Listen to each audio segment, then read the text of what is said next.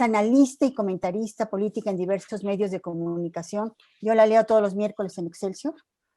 Y es conferencista nacional e internacional. María Amparo es presidenta ejecutiva de Mexicanos contra la Corrupción y la Impunidad. La organización, no estoy exagerando, más atacada por el presidente López Obrador. Todos los días, hace un momento Federico bromeaba de que hoy no la había nombrado, todos los días el presidente la ataca. Está incluyendo ataques a Estados Unidos porque dice que financia a la oposición, que la oposición está representada por Mexicanos contra la Corrupción y la Impunidad. María Amparo, muchísimas gracias por estar con nosotros. Al contrario, Berta, muchas gracias a ustedes. Está también con nosotros Benito Nasif, también profesor actualmente en el Centro de Investigación y Docencia Económicas. Hasta el año pasado, Benito fue ciudadano del Instituto Nacional Electoral y también había sido consejero en el Instituto Federal Electoral y en el Instituto Electoral del Distrito Federal. Y no me acuerdo bien, Benito, pero creo que en algún distrito también fuiste consejero electoral. Es editorialista en varios diarios nacionales, ahorita se me ocurre El Economista. Y por último, tenemos a Federico Reyes Heroles. Federico es gran amigo, es escritor, analista, fundador de Transparencia Mexicana, de la Fundación y la revista Este País, de la iniciativa Impunidad Cero. Tiene una participación muy activa en medios de comunicación, especialmente en prensa y en televisión. Debería nombrar varios de sus libros, pero quiero invitarles a leer su último libro, que es Ser liberal, una opción razonada. Federico, muchísimas gracias. Benito, muchísimas gracias a los tres por estar. Tenemos poco tiempo y muchas preguntas para hacerles. Entonces quisiera hacerles una pregunta y hacer una ronda de respuestas para darla hasta donde podamos llegar. Bueno, llegamos a estas elecciones del 6 de junio con un presidente con muy alta popularidad, pero también con instituciones y sistemas desmantelados en todo el ámbito nacional, con una crisis económica que inició antes de la pandemia, con la división de poderes totalmente desdibujada en el país y con un país profundamente dividido. ¿Ustedes cómo ven que viene esta elección? María Amparo, ¿podríamos empezar contigo, por favor?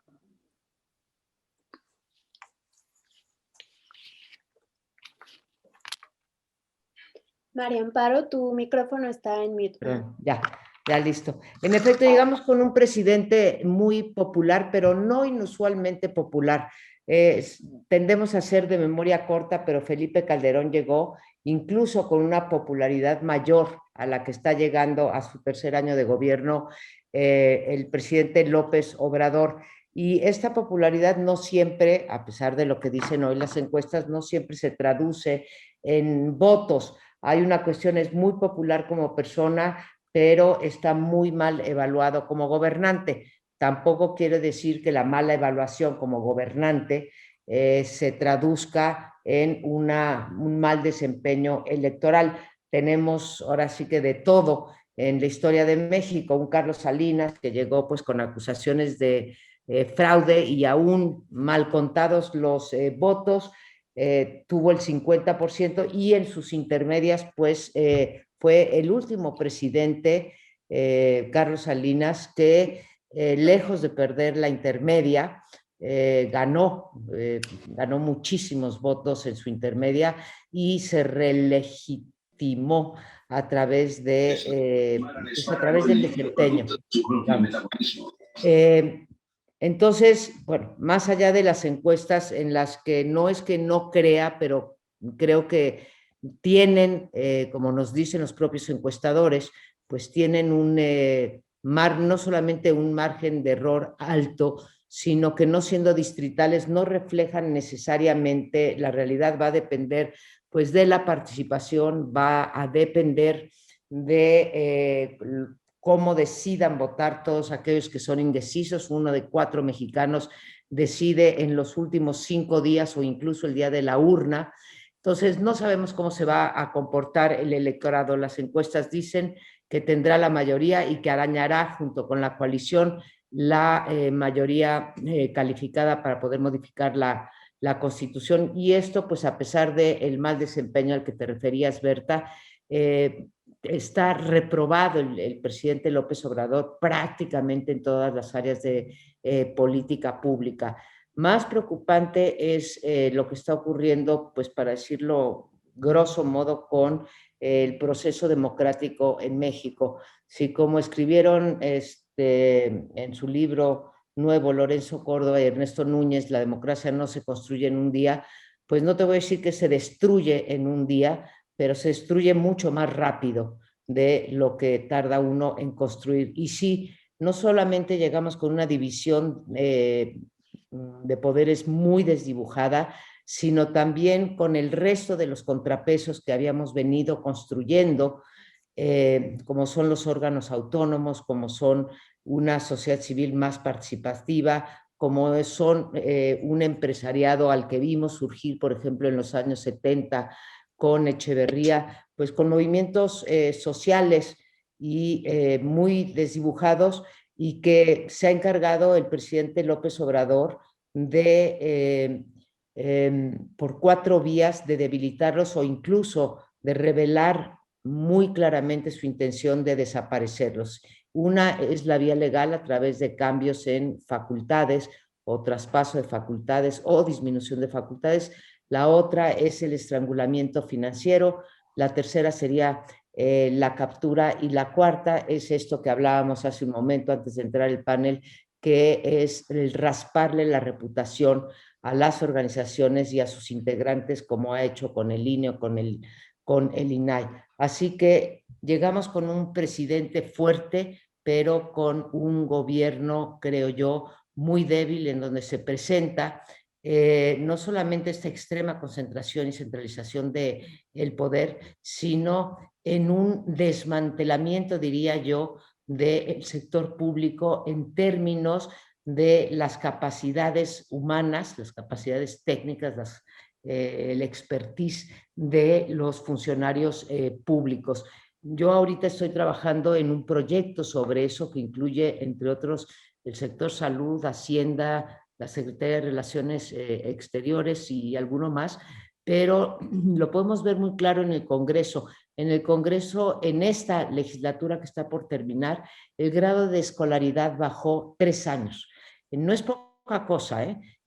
No pienso yo que pues, el título te dé necesariamente la sensatez ni la posibilidad de gobernar, bueno, ni necesariamente vas a gobernar mejor por tener un mayor grado académico, pero algo va diciendo de qué es lo que se valora en esta administración. Así que para mí el peor riesgo es esta falta de contrapesos internos, digo, en el círculo interno de Palacio Nacional, y externos. Nos va quedando, creo, Estados Unidos. Me da una pena espantosa decirlo, me da vergüenza decirlo, pero gracias a los tratados internacionales, creo que ese es el mejor blindaje que por ahora, o el contrapeso mayor que por ahora estamos teniendo. Gracias.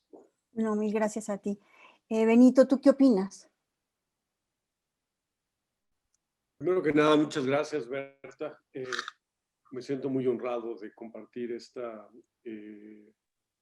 este panel con María Amparo y con Federico, 2 personas a quienes personalmente admiro por el trabajo que están haciendo y además de toda su trayectoria. Me parece invaluable lo que María Amparo ha venido defendiendo, que es la libertad de las asociaciones civiles, de los organismos de la sociedad civil, de erigirse como un control independiente sobre el poder, ¿sí? Y la respuesta del poder en el caso de Mexicanos Unidos contra la Corrupción ha sido el abuso de ese poder para tratar de intimidarlos. Y me siento muy honrado y muy orgulloso de ser amigo de María Amparo, porque es una persona que nos ha dejado intimidar, ¿sí?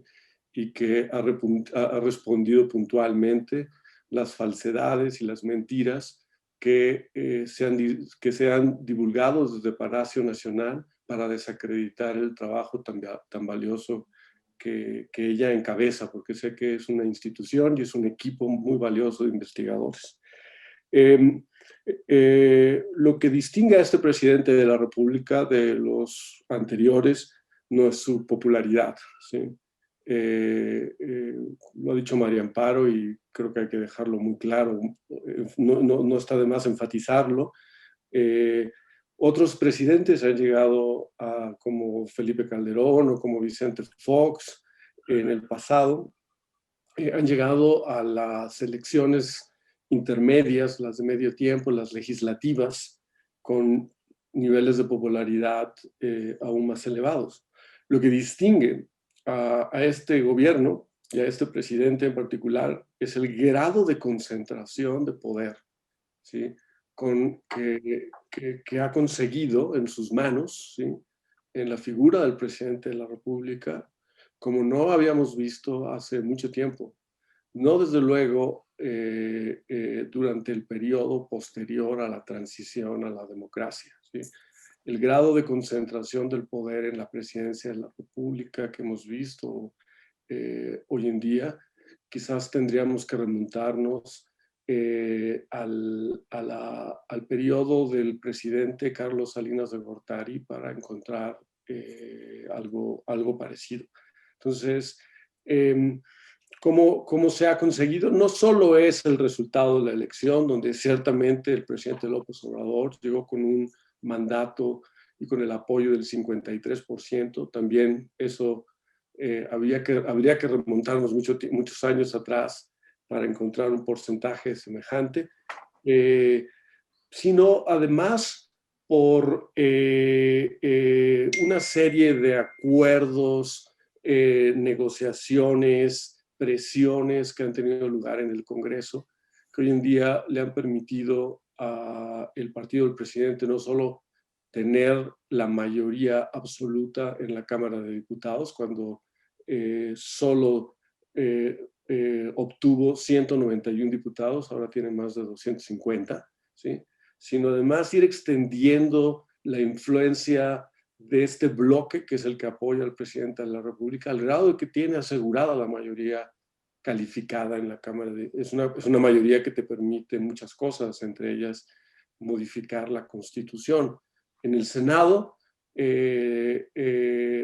no tiene la mayoría Morena, pero está muy cerca y junto con sus aliados la ha conseguido. Pero paulatinamente la descomposición, creo yo que promovida desde el propio gobierno de la oposición, le ha permitido conseguir el voto y el apoyo de legisladores electos por otros partidos políticos y que supuestamente llegaron ahí para defender a la oposición. Y tiene una capacidad enorme y la ha utilizado para concentrar más poder, y esa ha sido la lógica de este gobierno, desgastando órganos autónomos, órganos reguladores, que se esperaba de ellos operar de manera independiente del Poder Ejecutivo en la regulación de la energía. Ha habido muchas presiones sobre el INAI, sobre el INE, sobre otros órganos autónomos e incluso sobre el propio Poder Judicial, constantes presiones, y hemos visto una concentración asombrosa del poder, de la que creíamos que ya no podía ocurrir en un país con el diseño institucional que se venía construyendo desde el periodo de la transición. Yo creo que hay que decirlo con claridad. Hay un grado a partir del cual, hay un punto a partir del cual la concentración del poder se vuelve incompatible con la democracia, ¿sí? Nos hemos venido aproximando a ese punto y creo que la importancia de estas elecciones del próximo domingo es la posibilidad de que el electorado ponga hasta aquí, ponga un alto a esta inercia poderosa que ha prevalecido hasta ahora, tendiente a construir o a reconstruir la presidencia absoluta, el absolutismo presidencial del pasado. Por eso, digamos, las personas de persuasión liberal esta elección nos parece muy importante. Si algo tiene en común, si algo nos une a quienes pensamos, que nos identificamos con el liberalismo, es precisamente el oponernos, ¿sí?, a todo tipo de poder absoluto, ¿sí? Porque creemos en el gobierno limitado, ¿sí?, porque creemos en contrapesos, en el Estado de Derecho. Y todo eso se desvanece, se diluye y se corrompe cuando existe un grado de concentración del poder excesivo como lo que estamos viviendo en México. Y por eso estas elecciones son de una enorme importancia. Gracias, Berta. Gracias. Federico, ¿cuál crees que sea la importancia de esta elección? A ver, Berta, yo quiero comenzar diciendo que con María Amparo me une una larguísima amistad y con Benito también. Y bueno, ahora estamos del mismo lado a pesar de las diferencias porque estamos defendiendo algo que parecía que era intocable, ¿no? La capacidad de las organizaciones de la sociedad civil para hacer contrapesos. Como decía Benito, bueno, pues hemos ido construyendo contrapesos institucionales y se han ido construyendo contrapesos desde la sociedad civil. Y de pronto nos enfrentamos a un régimen que lo que hace es, perdón, pero destruir instituciones de todo tipo desde el poder. Y eso sí me parece que es algo muy grave para la democracia, porque como lo decía Benito, al final de cuentas los liberales lo que creemos es que debe de haber instituciones, leyes que estén por arriba de los hombres y que nos hagan pensar que hay una, digamos, certidumbre de convivencia que hoy estamos perdiendo. Es decir, llevamos hablando de la posibilidad de una reelección 3 años, pero si está prohibida en la Constitución. A ver, llevamos ahora 3 meses, 4 meses hablando de que el presidente de la Suprema Corte va a prolongar su periodo por voluntad del presidente de la República. Perdón, pero hay un artículo constitucional, el 57, que establece con toda precisión que eso no es posible, que al fin y al cabo el Poder Judicial es un poder autónomo y que por lo tanto ellos eligen a quien será su presidente. Estamos viendo un ataque al Banco Central, al Banco de México, que nunca habíamos visto. El presidente tiene la desfachatez de decir, a ver, el próximo presidente del gobernador del Banco de México va a ser un individuo que tenga la solvencia moral. Y resulta que la Junta de Gobierno del banco está constituida por elementos que están allí sentados, entre ellos 2 mujeres muy valiosas, a los cuales el presidente se saltó, y se saltó que también hay un paso previo en el Senado. Estamos viendo que el presidente se lanza a definir lo que él considera que es una elección justa, y tenemos el riesgo de que el domingo a las 10 de la noche el presidente, como ha sido su costumbre desde que eso era opositor, se nos atraviese y diga, estos son mis resultados. Y que entonces el Instituto Nacional Electoral, que va a salir con resultados de conteos rápidos a las 11 de la noche, llegue tarde. ¿Por qué? Porque el presidente ya se adelantó. Perdón, este es un ataque sistemático, consistente, en contra de las libertades, o el señalamiento de los periodistas y de los no periodistas en la mañanera, en esta conferencia que es violatoria en el periodo electoral, es violatoria de cualquier cantidad de normas que el Instituto Nacional Electoral pues se ha encargado de administrar tanto para gobernadores como para el presidente de la República. Es decir, cuando tú tienes el germen de la destrucción instalado en el poder, y como lo decía Benito, con una concentración brutal de poder, el asunto es muy grave. Entonces, para mí, si tú me preguntas, yo te diría, también aquí hay una confrontación de la cultura de los mexicanos. Es decir, ¿qué tanto hemos crecido realmente en una democracia en la cual sabemos que los votos se cuentan, que los votos cuentan, que hay pluralidad y que esa pluralidad no puede desaparecer de la noche a la mañana? Yo me temo, Berta, que por desgracia, el presidente, dado que erigió de su popularidad un mito que es falso, como lo habían dicho tanto María Amparo como Benito, porque ha habido 3 expresidentes que han tenido mayor popularidad de las intermedias.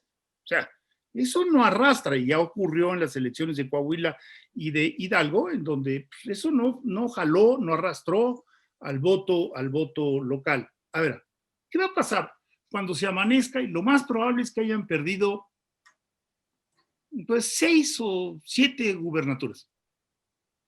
Ellos esperaban 14 de 15. Entonces, un liberal debería reaccionar diciendo, caray, pues reconozco los resultados oficiales. ¿Qué va a pasar cuando en la capital se amanezcan y pues de las 16 alcaldías haya pues, por lo menos 5 o 6 que perdieron? Este es el bastión de la izquierda. Perdón, esta no es una discusión entre izquierda o derecha. Es una discusión entre libertades o no libertades. No es una discusión, digamos, entre, es que yo pienso que es más justo que gobierne la izquierda. No, pero eliminando libertades, porque en ese momento estás afectando la estructura misma del pensamiento liberal. Este es un régimen que no cree en la ciencia. Cualquier liberal sabe que la hermandad entre la ciencia y la política es inevitable. Y lo vimos con la vacuna, y lo vimos con el tratamiento que le han dado al CONACYT, y lo hemos visto con cualquier cantidad de cosas. O sea, que esta es una definición cultural de fondo. Y yo creo que eso es lo que está en entredicho el domingo, en donde, por cierto, un buen número de votantes son jóvenes, y hay que recordarlo, jóvenes que ya crecieron con un régimen libertario en el cual participó Benito, es decir, con un instituto federal electoral, nacional electoral, y que están acostumbrados a ver que los políticos compiten y que se dicen cosas, pero que aceptan los resultados. Entonces, para mí, ese es el anclaje fundamental. Hay más liberales en México, hay menos liberales, hay más creyentes en la legalidad como un elemento imprescindible, o hay menos, y si hay menos, caray, estamos ante un dilema muy complicado. Mil gracias. Benito, ¿qué podemos hablar de la oposición? O sea, la oposición a Morena y a sus partidos satélites. ¿Qué podemos decir de la oposición? Mira, hay muchas cosas que son criticables de la oposición, sin duda, ¿no?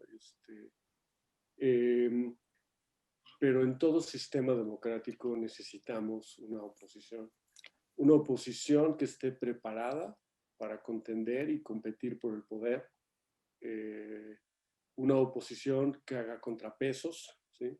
que tenga más que un papel simbólico de pues simplemente pronunciarse en contra de sino que pueda efectivamente frenar los abusos y moderar los excesos. Y la oposición que salió muy debilitada de la elección del 2018, su debilitamiento ha continuado, pero no ha sido un accidente, ha sido por diseño. Y esa es una parte, digamos, preocupante del gobierno actual, porque ha habido la actitud, me parece, antidemocrática de deliberadamente debilitar a la oposición y de arrinconarla, de quitarle espacios. Y me parece que eso es una actitud desleal a la democracia, porque utilizas la democracia para llegar al poder, y una vez en el poder, tratas de evitar que a quienes quedaron en la oposición tengan la capacidad eventualmente de regresar al poder. Entonces, esa oposición es la que tenemos, ¿sí? Y me parece que hay que trabajar con ella, ¿sí? Es un instrumento del electorado, es un instrumento de la ciudadanía para incidir en el equilibrio de poderes, moderar los excesos, como decía hace un momento, frenar los abusos, denunciarlos. Tienen que hacer su trabajo. Y me parece que en este momento esa oposición, pues necesitamos fortalecerla. hay diferentes caminos, ¿no? Esta es una elección muy compleja, no solamente se elige en la Cámara de Diputados, en cada estado, en cada municipio, prácticamente en cada municipio, solo 2 estados no tienen elecciones municipales, ¿sí? Hay 15 estados donde hay elecciones de gobernador. Además, en todo el país se elige la Cámara de Diputados, pero tenemos básicamente 2 opciones, ¿no? Una opción es una alianza opositora que se ha constituido entre los partidos tradicionales, que son el PRI, el PAN y el PRD. Por otro lado, Movimiento Ciudadano. Creo que todo lo demás en el escenario es parte del bloque oficialista, cuya misión ha sido declarada abiertamente, es poner la autoridad de la Cámara de Diputados, de los gobiernos estatales y de los gobiernos municipales, así como de las legislaturas estatales, al servicio del presidente de la República, continuar esta destructiva inercia de concentración del poder. Y por eso creo que las personas de persuasión liberal, independientemente si se identifican con las causas de izquierda o de derecha, porque en este edificio que llamamos el liberalismo hay muchas habitaciones, hay lugar para, pero no hay lugar, ¿sí?, para el absolutismo, ¿sí?, para el poder absoluto concentrado en una persona. Gracias. Mil gracias. Federico, yo no sé si quisieras tú añadir algo sobre los partidos de oposición o María Amparo, una de los... Mira, a mí me parece, yo estoy totalmente de acuerdo con Benito, pero me parece que si hace 2 años y medio nos hubiéramos preguntado si iba a haber la posibilidad de una alianza opositora entre PRI, PAN y PRD, yo creo que los 3 amigos que estamos aquí sentados hubiéramos dicho, no hombre, jamás, no se puede ni hablar. Y esa es una buena noticia en tanto que pudieron poner por encima de sus diferencias ideológicas y algunas de ellas añejas, el sentido de construcción de un Estado de Derecho. Y dijeron, lo que vamos a salir a defender es un Estado de Derecho. Comenzaron a trabajar, tú me corregirás, Benito, María Amparo, pero comenzaron a trabajar realmente hace 18 meses. Y en 18 meses han logrado generar una corriente de simpatía con todas las limitaciones del caso, pero una corriente de simpatía que lo que nos está diciendo, veremos los resultados el domingo, es, estamos de acuerdo con ustedes, quiten diferencias de por medio y ahorita de lo que se trata es de defender las libertades. Para mí como mexicano es una buena noticia. Ahora, pues si ganan 5 o 6 gubernaturas, fantástico. Si ganan en la capital, pues 5 o 6 delegaciones, alcaldías, fantástico. Yo no me lo hubiera esperado, se los digo con toda honestidad. Ahora, hay que recordar que en México ya, digamos, el espectro ideológico básicamente es de clase media.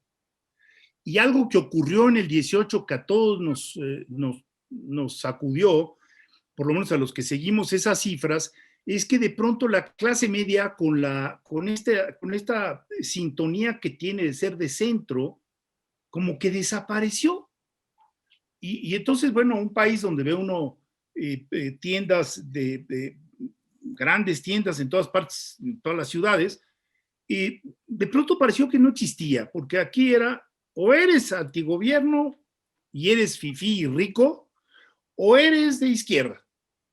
Y pues resulta que en medio hay un colchón que los teóricos clásicos siempre han definido como una garantía de la democracia. Yo creo que en esta elección quizá lo que vamos a ver es un resurgimiento de esas clases medias, en tanto que el enojo en contra del PRI y del PAN pueda quedar superado y decir, a ver, nosotros queremos que la economía crezca, que se generen empleos, que haya libertades y que no se ataque a los ciudadanos. ¿Por qué? Porque somos de clase media y queremos recuperar nuestros niveles de vida o superarlos. Y eso que parece menor puede ser una diferencia enorme para nuestro país. María Amparo, perdón. Sí, no. yo agregaría, estoy de acuerdo con ambos y quiero de verdad agradecerles su amistad y sus muestras de solidaridad, que no han sido pocas para con nosotros, Benito y Federico, y pues se han llevado algunas palizas por culpa de nosotros, Federico, así que más agradecida. Quisiera agregar a lo que dijo Benito sobre las oposiciones, que estoy de acuerdo con él, que pues sí, sufrieron un verdadero knockout, y es bien difícil levantarse, ¿sí?, de la lona cuando te noquearon de la manera en que fue noqueada la oposición.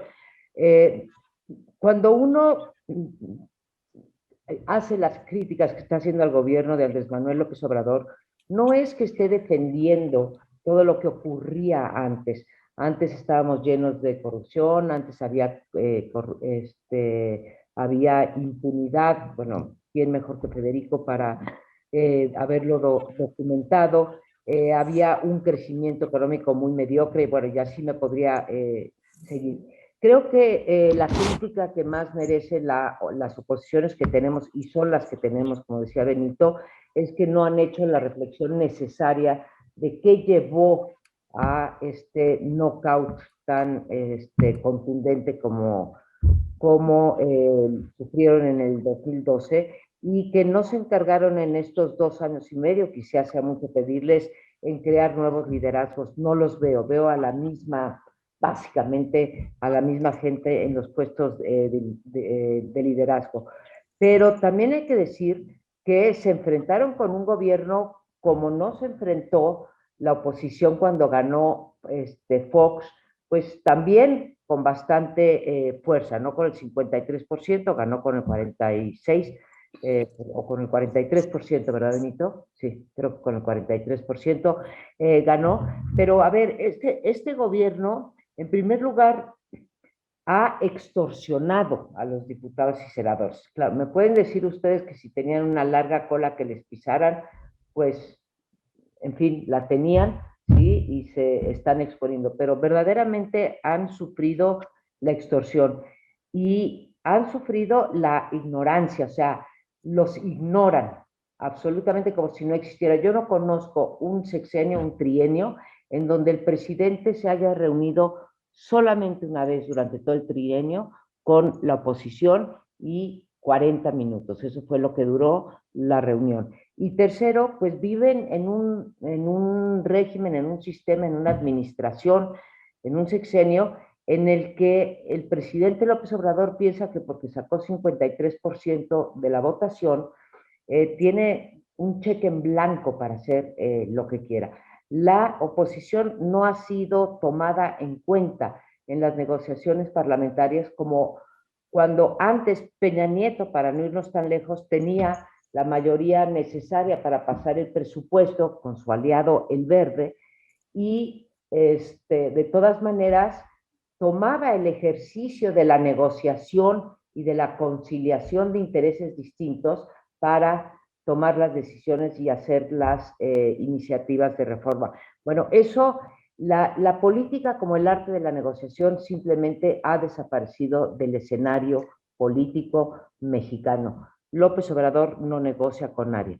Y la última cosa, perdón, lo último que quería decir es que sí hay una gran diferencia entre las dos alianzas que están compitiendo. En un caso, en efecto, aunque digan que son contra natura y que el PRI y el PAN se odiaban y ahora están juntitos en una elección y todo lo que quieras, pero el PRI y el PAN y el PRD no han sido los partidos mercenarios, que son el Partido Verde y el Partido del Trabajo. Nuestro amigo Leo Zuckerman los llamó meretrices, ¿no? Esta coalición va a ganar gracias a dos meretrices. Sabemos que el Partido Verde se ha vendido al mejor postor, lo mismo que ha hecho el Partido del Trabajo. Caso del PRI y el PAN, habrá gente que critique, pero creo que lo puso muy bien, y no repito, Federico, en el sentido de que se juntaron para hacer valer un conjunto de principios democráticos y liberales. No nos va a quedar mucho tiempo. Hay una violación sistemática al Estado de Derecho durante estos 3 años. Sistemática. Creo que se nos olvidó lo que significaba el término. ¿Qué va a pasar después del 6 de junio? el presidente y su partido va a reconocer sus derrotas, va a atacar al INE, la unidad de inteligencia financiera está preparando ya expedientes, van a tratar de anular alguna elección gubernamental. O sea, ¿qué creen ustedes que va a pasar después? Benito, yo no sé si quieras empezar tú esta ronda. Pues claro, con mucho gusto, Berta. Bueno, creo que han sido unas campañas muy sucias. Desde el intervencionismo del presidente de la República, el crimen y la violencia rampante en todo el país, que ha atacado a candidatos, el rechazo, el desafío a las autoridades electorales en su papel de arbitraje de las elecciones constante, en fin, y creo que vamos a tener un escenario postelectoral, primero litigioso, muy litigioso. La cultura a la que aspirábamos de la aceptación de la derrota cada día está más lejos, y yo creo que la 4T, el triunfo de la 4T, en vez de como aspirábamos muchos, bueno, la izquierda por primera vez ha llegado al poder de forma contundente, y eso aumentará su lealtad, el reconocimiento de Al contrario, hemos vivido un retroceso enorme en ese aspecto, porque esa cultura incluso está promovida desde el propio gobierno. Entonces vamos a tener un escenario postelectoral no solo litigioso, probablemente conflictivo, con conflictos postelectorales, o buscando presionar la actuación primero del INE y después del Tribunal Electoral. Entonces, hay que prepararnos para eso, porque vienen elecciones competitivas, cerradas en los estados, y creo que es algo previsible que eso va a ocurrir, y la opinión pública, pues me parece que tiene que estar muy atenta a todo, digamos, al litigio postelectoral y a todo lo que ocurre después de eso, y me parece que tenemos que apoyar a nuestras instituciones electorales para que hagan su trabajo y apliquen la ley y resuelvan los litigios y los conflictos postelectorales apegándose a la ley. Eso es lo que diría yo, Berta.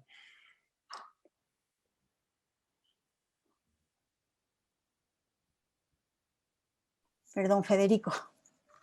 A ver, yo creo que estamos encaminados a una confrontación inevitable, porque así lo ha planteado el régimen desde el primer día de gobierno.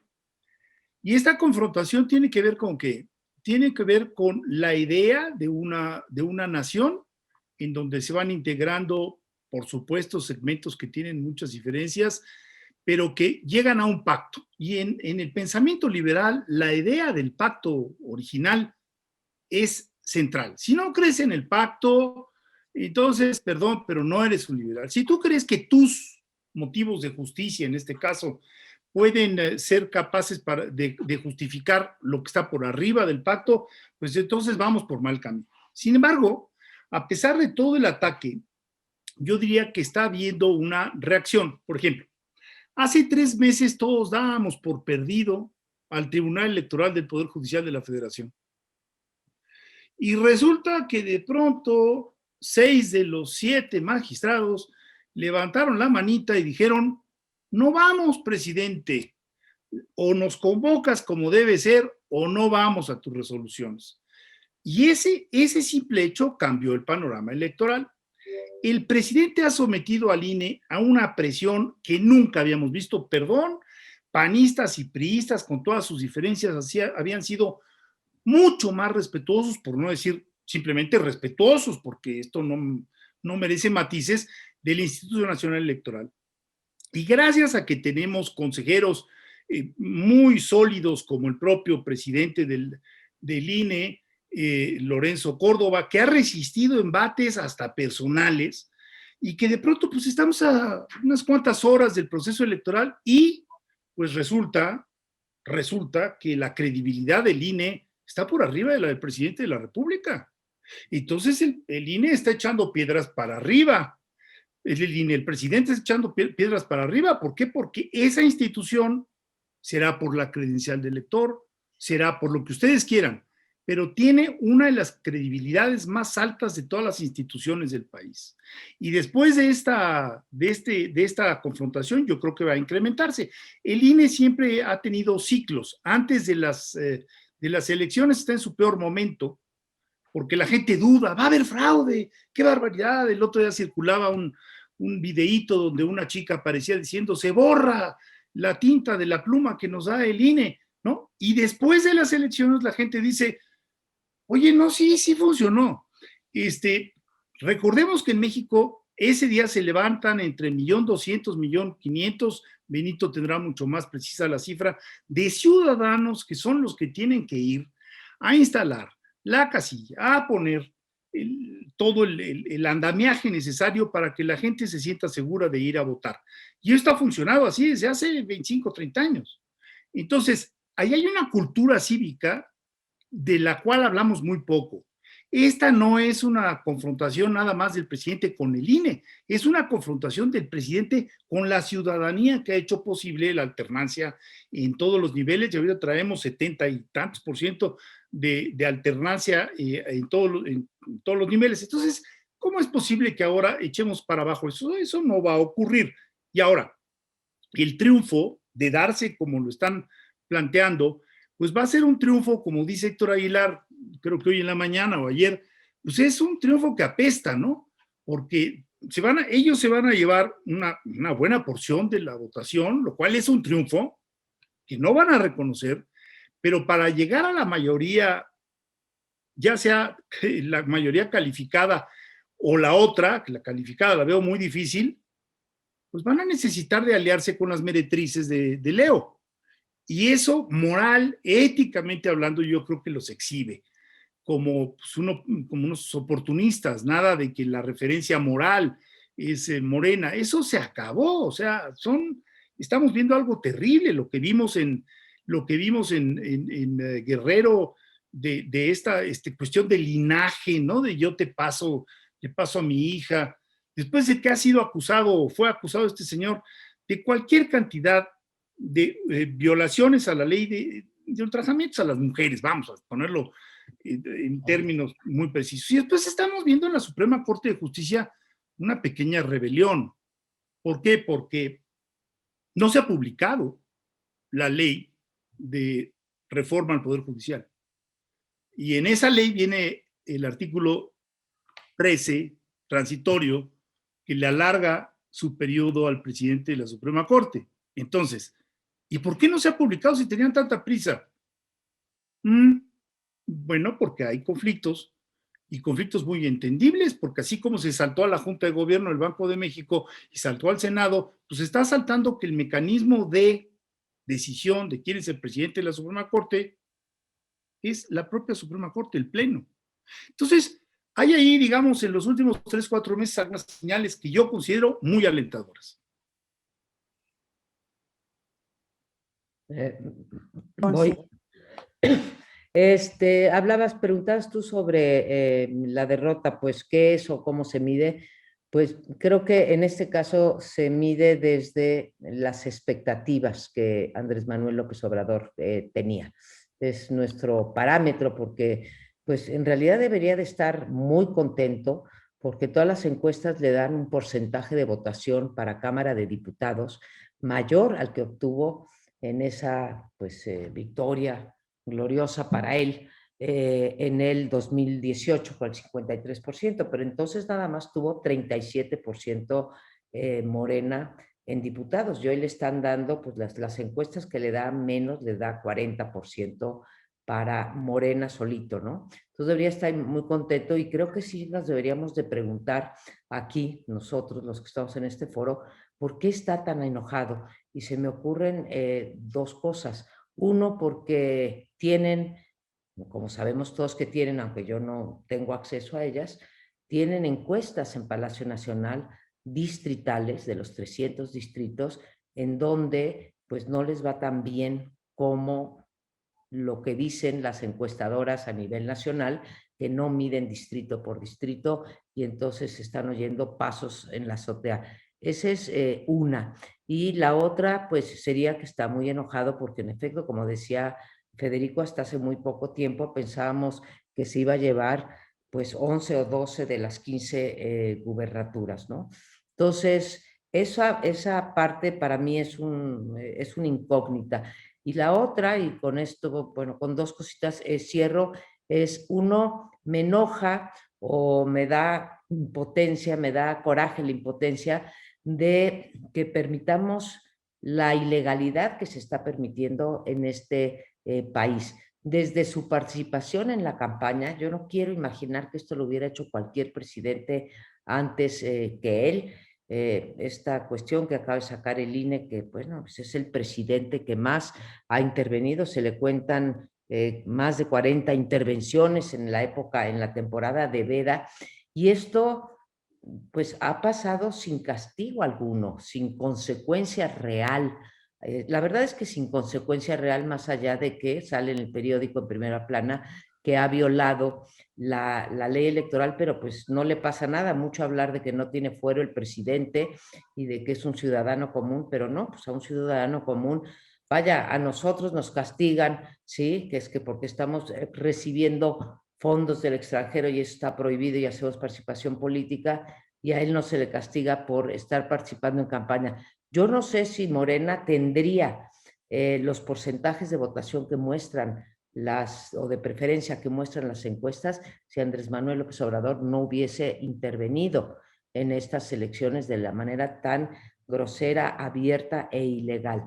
Y esa es una parte de la ilegalidad, y la otra es la que ya no se metió Federico, pero pues la apuntaba.